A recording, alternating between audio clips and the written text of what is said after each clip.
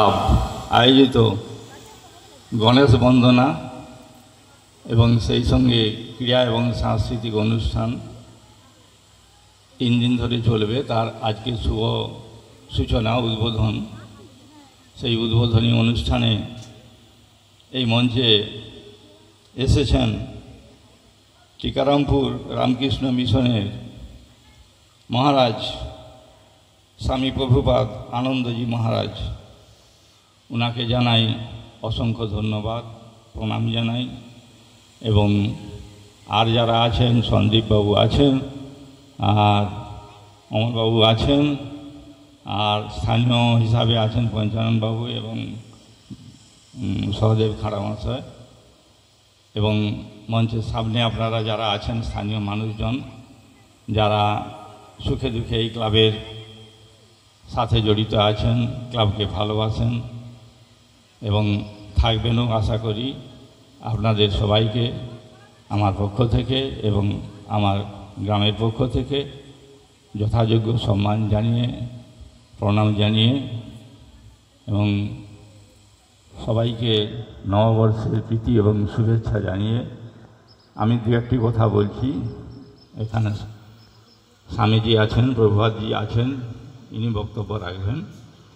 তা যেটুকু বলার যে যাই হোক, আমাদের বোধহয় অনেক সৌভাগ্য ছিল যার জন্য মহারাজজির পায়ের ধুলো এখানে পড়েছে।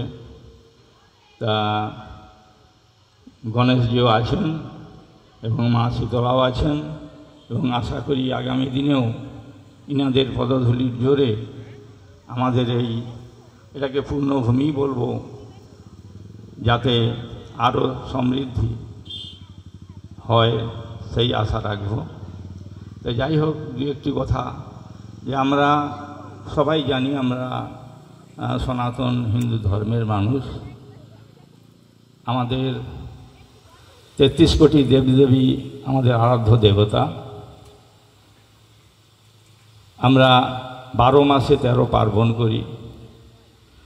মায়েরা বার করেন, ব্রত করেন, উপোস করেন বিভিন্ন কামনায়।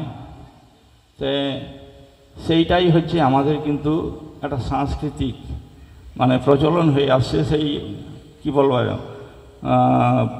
সেই যুগ থেকে, বৈদিক যুগ থেকেই আসছে। কারণ বৈদিক যুগে মুনি ঋষিরাও তো তারাই তো আমাদেরকে পথ দেখিয়েছেন এবং তারা যাগযজ্ঞ করতেন, তপস্যা করতেন এবং তাদের তপস্যালব্ধ যে সকল জ্ঞানভাণ্ড বিভিন্ন শাস্ত্রগ্রন্থের মধ্যে আমাদেরকে উপহার দিয়েছেন।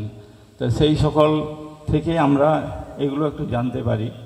তো যাই হোক, এখানে গণেশ বন্দনা হয়েছে এবং তার এই বন্দনার মূল উদ্যোক্তা হচ্ছেন বসুন্ধরা। তা আমি যেটুকু একটু ইদানিংকালে মাঝে মাঝে একটু শাস্ত্র ঘাঁটি, সেখানে দেখতে পেয়েছি যে এই যে বসুন্ধরা নামটা কিন্তু খুব সুন্দর এবং গণেশ পূজার সঙ্গে বোধহয় খুব সুন্দরভাবে জড়িত আছে। এই কারণে যে যখন গণেশ জন্মগ্রহণ করার পর বিভিন্ন দেবদেবতারা যখন গণেশকে কাছে আসেন, দেখতে আসেন এবং ওনাকে অনেক দেবতারা বিভিন্ন অস্ত্র বা অনেক উপঢৌকন দিয়েছেন, অনেক রত্ন অলঙ্কার টলঙ্কার দিয়েছেন। তা সেই সঙ্গে কিন্তু ওই গণেশকে দেখতে এসেছিলেন বসুন্ধরা জননী।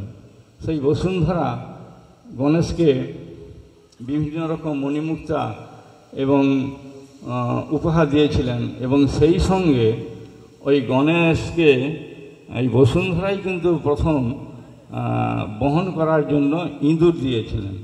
সেই থেকে গণেশের বাহন হচ্ছে ইঁদুর। এবং আরেকটি কথা যেটা, বিষ্ণু হচ্ছে গণেশকে আশীর্বাদ করেছিলেন যে সকল দেবতার আগে আপনার পূজা হবে। তো সেই হিসাবে কিন্তু প্রবাহমান কাল থেকে চলে আসছে যে সমস্ত দেবদেবীর পূজার প্রথমেই কিন্তু গণেশের পূজা হয়।